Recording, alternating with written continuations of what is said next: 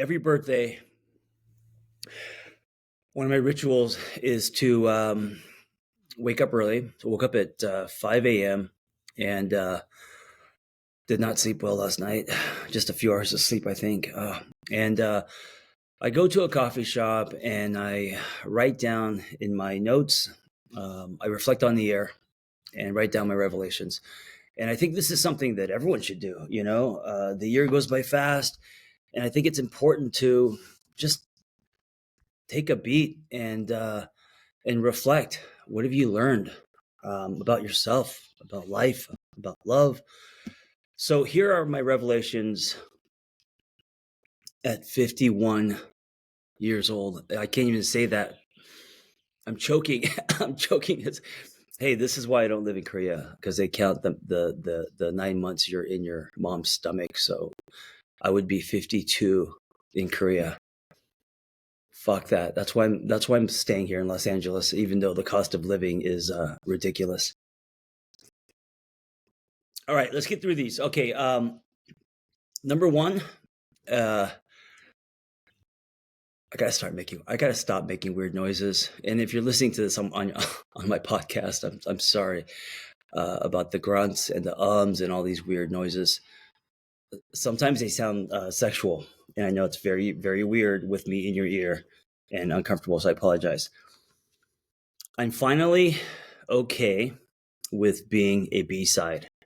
So let me explain.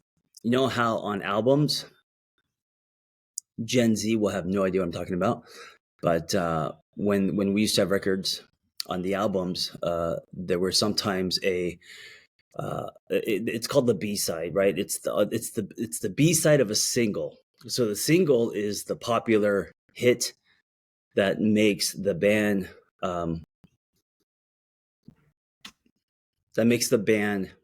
hit the charts. The B-side is the song that they slip in that is kind of obscure, that is might be the band's favorite song, but it isn't necessarily popular. And so these days, I'm okay being a B-side. I don't have to be a hit, if that makes sense. And I'm not just saying this because I think most of my 30s, especially growing up in Los Angeles and being a screenwriter, of course, I was all about trying to, get to the top of the mountain. And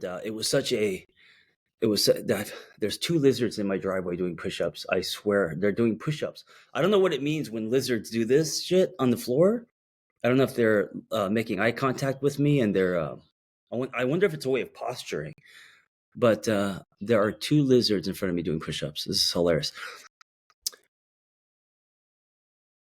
The pattern of trying to climb to the top of the mountain, which has always been a negative thing for me, because it kept me in a very chasing state instead of an attracting state, which I talk about often. And today at 51, I'm definitely less chasing.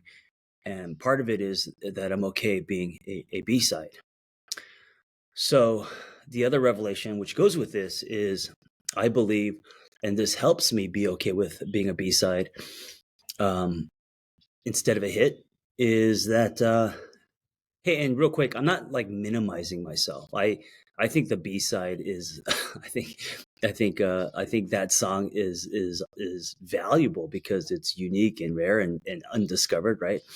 The body of work, or your body of work, whatever it is that you do, is greater than reach. And this is what helps me be okay with being a B-side, is I think about the almost 800 podcast episodes, my 6 books, 5,000 blog posts, audiobooks, like the body of work. And this is not all my sessions, right? This is just content, documentation, writing theories and all that. So my body of work, I finally feel like I have, done some things, created some things. I have a pile of stuff. And especially today with social media, where there's so much weight on followers and reach and growing your audience, that I believe that your body of work is greater than any reach. And if you decide to look at it that way, then it's so much easier to be okay with um, being uniquely you with where you're at, the acceptance of that, and being content with that, Okay, next one. Movement and fitness was and is one of my greatest investments in self. I started fitness at 35. I've always gone to the gym just to do like, curls and shit, but never really moved until 35. 35 is when I did my first squat ever in my life. And like a weighted squat, because although I was on the football team, I didn't play. So that also means I didn't really work out with them. I was skateboarding. I was holding over trash cans, not doing squats. And so my revelation is at 51, although I have wrinkles, my eyes are going, and all the stuff that happens at 51, metabolism slowing down, lower testosterone, all that stuff. Because I started fitness at 35 and I've been so consistent with movement, I feel amazing. I mean, I'm not any weaker. I'm just as strong, if not stronger, than when I was 35, and I can move just as fast and just as long. So um, that's so valuable to me. And my revelation is that I'm so happy that I invested in myself in that way. And I think if it's something that you're thinking about, you should do it. You should commit, and it doesn't have to be a certain type of movement. It's whatever speaks to you, whatever you're into, whatever makes you feel alive, whatever is going to be sustainable for you. But that is probably one of the best investments you can make in yourself, in your relationship with self. Okay, next one. If you don't ask, you don't get. Um, I ask for a lot of things, almost to the point where I get embarrassed. I've DM'd people that I barely know. When I say ask, I mean the ask are the ask is not like begging for something. It's hey, I have this project. Hey, do you want to work on me with this? I'm always wanting to collaborate, and listen, if you don't ask for things and you just wait and you tell yourself, okay, I'm just gonna if it doesn't come, it's not meant to be, like that kind of stuff. I got to be honest with you. I don't know how much you're going to be able to build in this life. You have to ask. You have to, and also the action of asking is telling yourself that you deserve things. That you have value, that you're bringing something to the table. And so, yeah, ask. And if we're not talking about business, then in relationships, ask your partner how you want to be loved and how you would like to be loved, how you would like to be touched, how you'd like to be supported. Like, ask for things. It's okay. Okay, next one. Friendships matter. Oh man, as I get older and I realize how we get into relationships, and especially if you have children, uh, friendships end up taking a back seat. It doesn't mean that you don't have friends. It just means that it's harder to get together with friends. There's effort. You got to put shit on the calendar. But I'm telling you, you got to do it because life can get lonely. And if you're in a relationship or if you're married, that relationship will take a lot of strain, right? If you have no friends and you're just dependent on this one person to be your everything, which is not fair, which is not realistic, and which is not healthy. So the friends that you have while you're single, you should continue to have when you get into a relationship. And I don't believe that your partner should prevent you from that. Now, there may be friends that your partner doesn't like, but your partner doesn't have to be friends with those people, right? Like, you shouldn't have to change your relationship with friends in any way, I think, because now you have a partner, especially if you've made those friends before you met your partner. I'm just saying that because there's a lot of people who cut friends off because their partner doesn't like them, or they are around and they give you a lot of friendship time, and then they find love, and then you never see them again, right? You know who I'm talking about, right? Um, I don't approve of that. Next one. What you want will change as you change, so want loosely. I'm not saying to not go after things that you want. I'm saying want loosely, in that what we end up getting usually doesn't match with what we imagined, but we know we're there because we feel it, right? And I've said this so many times. A good example of this is just kind of like where I'm at today at 51, growing up in LA, and the dream being a house in the Hollywood Hills. Today, I live in a little ranch style house in Altadena Hills, which, I never thought I would be here, and here I am. Doesn't look like I imagined, but the feeling in my body, whether I'm ice plunging or lying on the hot pavement of my driveway getting some vitamin D, or if I'm in the backyard, you know, swimming in the pool, like the feeling that I have in my body, the groundedness, the calm, the certainty, the feeling that, oh, this feels very meant, right? That is very prevalent. And I think that is telling that I got what I wanted.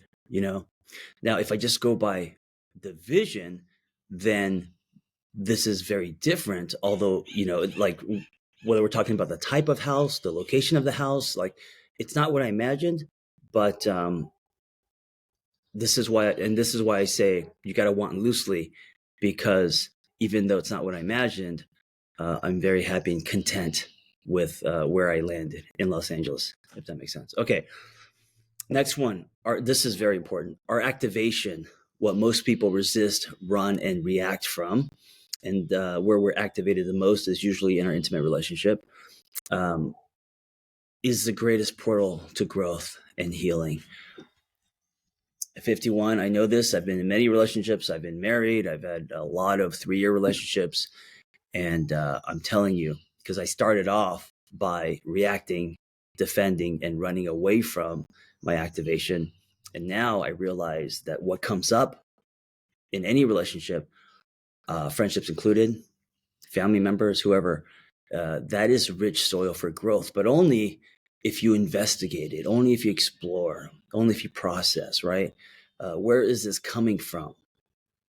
And it's in that journey that we understand self better. It's in that journey we discover childhood wounds. It's in that journey that we are given the prescription, whether it's from a therapist or yourself, of what to do next, so that you can grow and evolve. It's all there in the activation after you react. Hopefully you don't react, but after it subsides, after you shift, kind of work through the activation, then it's all there. Information, growth, healing, the road to healing. All right, next one. Social media is a mosh pit, in case you don't know. Decide where you want to stand. I conceive a lot. This is just how I'm wired. I produce a lot of content. If you listen to me or follow me, you know this, because I'm all up in your feed constantly.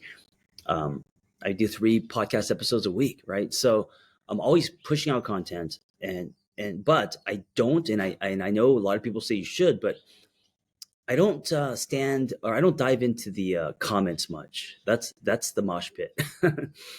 Especially if I'm posting something that activates people and it's a little controversial. Of course, I do acknowledge, the kindness and comments, but I don't go through every comment. I don't allow people's negativities or people's, whatever opinions of me hijack me, and I do that out of self-care. I do that. That's how I make this sustainable. I think if I allowed myself to go into the mosh pit of social media, I wouldn't last. I would end up canceling my account probably. So No that it's a mosh pit. Decide where you want to stand. Okay, next one. This one's important. Peace is what leads to happiness. So ask yourself, what does peace look like for you? Now, we could talk about different areas of your life, right? So peace in friendships, peace in relationships, peace in your relationship with yourself, peace with business, all the areas, all the pie pieces of your life. I'm obsessed with peace. Before I was obsessed with building and accomplishing and getting somewhere. These days, I feel like that's secondary. I feel like having peace, a calmness, money can't buy that. Success can't buy that. I think success actually makes your life less peaceful. So while you're building, find peace and build that foundation. So as you become more successful and you're being pulled into different directions, you have a solid foundation, right? So peace is huge for me these days. And whenever I don't feel peace, when I feel unsettled, I explore it and I ask myself, what a second as I blow a kiss to my special partner. Look at this, and look at, she got me these balloons. I'm 15 today. I'm 15 today. Look at that. I reversed the order. Okay, for me, here's some examples of what peace means. It's the constant practice of standing with who I am, where I'm at in my life. I say standing with because there's something about this image of standing next to self that I really love, like Stand by Me. You know that song, Stand By Me? I'm talking to myself to stand by me.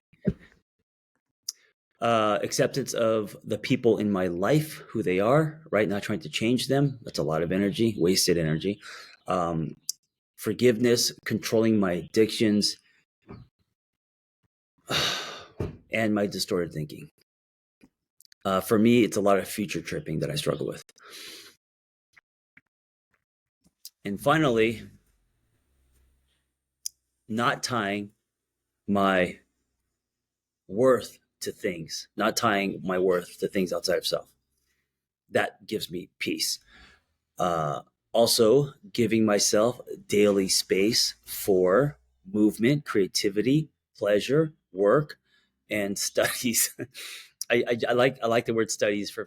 I think I like the word studies because I don't know. I was really bad at studying, so now it makes me feel all smart and shit, like academic. Like I have to attend to my studies. My studies for me is obviously journaling, blogging, writing, and taking in information via audio. So I don't read. I dyslexia. I can't. Reading is very difficult for me. So I take in things via audio. That is my studies, and we are supposed to exercise our brains. So those things bring me peace. Standing on my truth and story, right? Peace means radical acceptance. I don't know if you can have peace if you don't have an acceptance practice. Okay, I have 3 more. Closure is a bridge. It is having the ability to transition, walking after the expiration. And the expiration could be a relationship, but it could also be termination of a job, anything in your life that expires, right? Any kind of chapter that is closed. The process of closure is a bridge, right? Closure is having the courage to get up every morning and start building a new life or a new chapter in your life. A non-negotiable to not allow what happened to prevent you from going wherever you were going before the thing ended. So whether that's a relationship or maybe you got fired. I've been fired many times. Or head in a new direction after realizing you were headed down a road that wasn't honest to you. Okay, next one, Revelations at 51. Whatever you're holding on to is probably not worth holding on to, because when you get to where you want to be, you won't be holding on to that anymore. Let me repeat that. I really believe this. Whatever you're holding on to, think about right now what you're holding on to in your life, right? It could be an emotion, it could be anger, it could be resentment, it could be blueprints. Whatever you're holding on to is probably not worth holding on to, because when you get to where you want to be, you won't be holding on to that anymore. So whatever you're holding on to is actually wasted energy. It's dead weight. Now, it's not easy to let go, I understand, but you have to make a decision to stop holding on. And what that looks like is going to be different for everyone. But I've held on to a lot of things, and I realized on the other side that I didn't need to hold on to those things. When I got to where I wanted to go, those things were released, right? That's how I knew that I am where I wanted to go. I'm not holding on to the things that I was holding on to before I got here. Does that make sense? Two more, three more. No, two more. Next one. Sometimes it takes 10 years to, I love this one. Okay. Sometimes it takes 10 years to get that 1 year that will change your life. Sometimes it takes 3 relationships to be in that one that will change your life. Sometimes it takes a dozen failures and rejections to get to that one success that will change your life. Basically, what I'm saying to you, my friends, is life is cumulative. I used to live in the trenches. I did not pull back, and I was not able to see life as an ebb and flow with a character arc and different chapters. If things weren't good in my life, then the sky was falling. I was angry and miserable. If things were good, so whatever that was happening outside of whatever that was happening in my life outside of self determined my happy, right? And so if you really take a step back and see life as cumulative, and I think, as I'm getting older, I think part of this is just natural. Once you tip past 45 and you get to your 50s, you just kind of slow down, and the shit that bothered you, it doesn't have that kind of weight anymore. Doesn't have that kind of pull. You take things less seriously. It doesn't, it doesn't mean that you don't take your work seriously, but you just let things kind of rub. Here's an example. Living in Los Angeles, grew up with lots of road rage, or actually not road rage, but lots of road rage around me. And then I would be, if someone cut me off, then I would try to chase the guy. If someone, flipped me off, then I'm doing the same thing back. That kind of like retaliation, just lots of, it's so funny how people in cars feel safe enough to put your life in danger, but if they weren't in their car, it's like they would be a different person. But in Los Angeles, when people are behind in their cars, they are fearless and reckless and dangerous at times. And so road rage is no joke here in LA. And growing up in LA, lots of conflict on the road, and me not backing down. These days, and I'm sharing this story because this happened just a couple of days ago. 2 incidents on the freeway that would have led me before to chasing people down. I mean, like almost like if I was on my motorcycle, I mean, I don't know, hairs away from, smashing into me. And of course, being a father, I'm protective, but I'm also not willing to chase people down, right? So because it's my life, it's bigger than me, my ego. And so the time it takes for that to roll off my shoulders and to actually want to stay away from that person instead of challenge that person is where I'm at today, 51, if that makes sense, right? Life is cumulative. And the final one is also just as important as all the other ones on this list, and that is don't buy underwear from the internet. I bought a package of like 12 of these. I wanted to look like a hot soccer player for my partner because she said to me that she loves the body on a soccer player. And so I thought, oh, like like the underwear that, like the bright underwear that are tight that soccer players wear. They came across my feed. I don't know if Siri or the phone reads your thoughts, but maybe they do. Maybe it's not even your voice. Maybe they know what you think. And I was like, oh shit, this was meant. So I bought a bundle of them, and they don't fit. They're too tight. I feel like I have a muffin top. They ride up my ass. Horrible. And I was like, I shouldn't buy underwear on the internet anymore. Just because they look good on someone else doesn't mean they're going to feel good on me. Anyway, okay, I'm now going to move on to my next ritual I do for my birthday, and that is get on my Harley and go for a nice ride. I'm probably going to hit Angeles Crest, blast a radio, and I just meditate on my machine, and enjoy hugging canyons here in Los Angeles. I hope you're doing well. Thank you for listening. And as always, thank you so much for giving me a sense of purpose. Be well.